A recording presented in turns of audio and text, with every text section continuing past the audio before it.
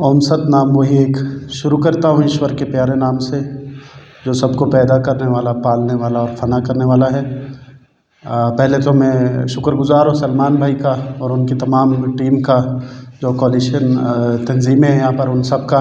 कि जिन्होंने इस पुरवकार तहरीक को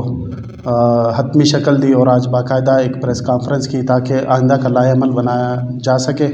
मैं Raj Paracha Balochistan Pashtun belt minority action alliance का सूबाई चेयरमैन हूँ और वाल्मीकि कम्युनिटी की नुमाइंदगी कर रहा हूँ यहाँ पर ज़िला लोरलाई से। मैं ये कहना चाहूँगा कि जैसे ये तहरीक का नाम है सिलेक्शन नहीं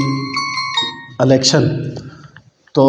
हमारे जितने भी अक़लियती नुमाइंदे हैं जहाँ पर भी हैं पूरे पाकिस्तान में, जहाँ कहीं पे भी हैं, तो उन्हें हमेशा जब ये ताने सुनने को मिलते हैं कि आप रिज़र्व सीट यानी खैराती सीट पर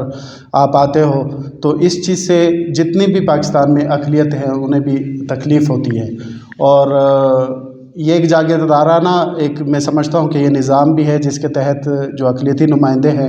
वो सिलेक्ट होकर यहाँ आते हैं, या तो पैसा देकर या किसी और पावर की सूरत में, कि वो जागीरदाराना लोग जो हैं वो सिलेक्ट होकर और हमारे ऊपर मुसल्लत कर दिए जाते हैं और वो अपनी पार्टीज़ के मुताबिक, उनकी पॉलिसीज़ के मुताबिक काम करते हैं।